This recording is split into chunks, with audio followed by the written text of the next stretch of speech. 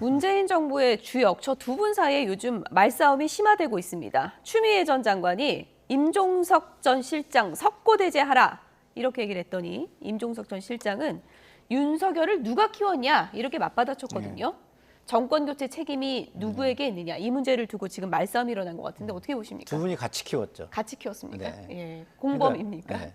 같이 키워놓고 예. 저렇게 싸우는 게 말이 안 된다고 봅니다. 저는 기본적으로 문재인 정부가 정권을 빼앗겼습니다. 빼앗길 수 없는 정권을 빼앗겼습니다. 탄핵 이후에 탄핵 연대라는 지지층이 만들어졌는데요. 그 비율을 따지면요. 절대 다수였어요. 절대 다수. 거의 50%에 육박하는 절대 다수였습니다.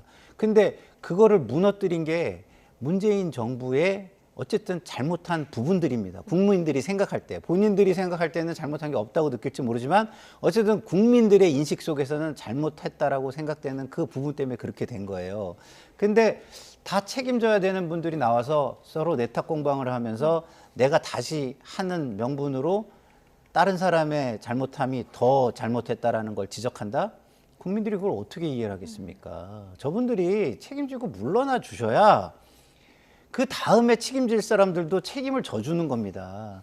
문재인 정부에서 책임 있는 분들이 반성하는 모습과 백서를 통해서 그 어떤 잘못과 반성이 있는지를 얘기하는 부분과 그 이후에 책임 있는 모습을 보이는 것 이게 없으니까 지금 이재명 당대표가 그런 부분에 대해서 똑같이 내가 왜 책임을 져야 돼? 이전에 정권 교체에 더 큰 책임이 있는 사람들도 책임을 안 지는데 이렇게 얘기할 수 있는 거거든요. 그래서 저는 저 두 분이 저렇게 싸울 일이 아니다. 두 분 다 책임을 일단은 지시고 예. 후배들에게 어떻게 하라고 조언을 하는 원로로 남는 것이 맞다 이런 말씀을 드리고 싶습니다. 굉장히 실망스러운 게 저는 예. 뭐 지금 누구 잘잘못을 떠나서 예.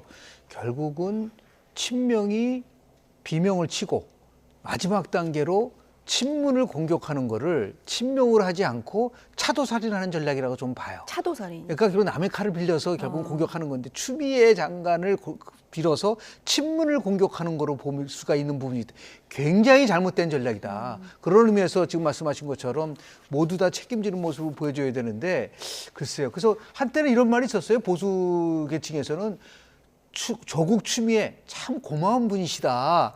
이분들 때문에 결국은 윤석열 대통령이 됐다. 그럼 둘 다 지금 책임이 있는 부분들에 대한 얘기랑도 일맥상통한 것이 아닌가라는 생각을 좀 하게 됩니다.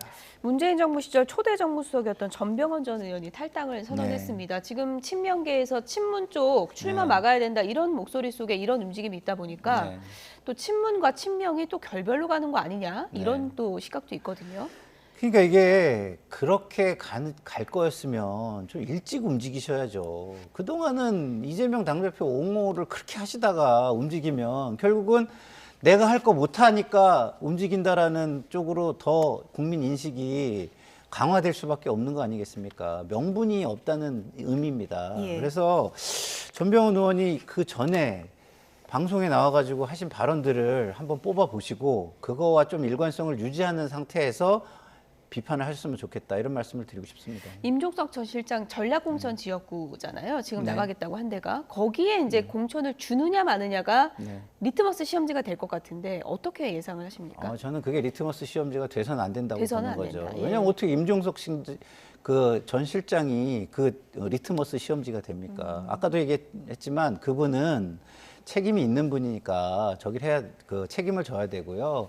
책임이 없는 친문들도 있지 않겠습니까? 그런 데들을 친문이라는 이유만으로 만약에 저런 어떤 뭐랄까 속가내기, 공천학살 이런 걸 한다면 그런 곳은 리트머스 시험지가 되겠죠. 저는 오히려 이런 생각이 들어요. 뭐 양기대 의원 지역구라든가 윤영찬 의원 지역구라든가 이런 데가 더 리트머스 시험지가 된다고 보는 게 왜냐하면 거기에 가는 분들이요. 자객으로 가는 게 뭐냐면 거기에 연고나 실력으로 가는 게 아니에요. 뭘로 가냐? 친명이 아닌 사람을 죽이겠다고 가는 거예요. 그럼 이게 뭡니까 도대체. 그래서 그런 것들이 오히려 리트머스 시험지가 될 수 있다. 그래도 워낙 임종석 전 실장이 문재인 정부의 상징적인 인물이다 보니까 근데 화약고가 될 것이다 이런 얘기 친명 있더라고요. 세력들이 착각하고 있는 게 있어요. 지금 홍영표, 전해철, 도정한, 윤영찬 전부 다 친문이거든요. 이 친문에 대한 공격을 시작하게 되면요. 문재인 대통령이 지금 차마 침묵하고 있지만 어느 순간 폭발할 수 있어요. 예. 이거를 아직까지 깨닫지 못하고 있어서 이런 식의 공격은 굉장히 지극히 잘못된 거다라는 걸 아마 꼭 좀 인식을 할 필요가 있지 않을까 생각을 좀 하게 됩니다. 곳곳이 뭐 화약고라는 생각은 드는데 어떻게 될지 좀 보겠습니다. 김영준 교수, 김상일 평론가 두 분이었습니다. 고맙습니다. 네, 감사합니다.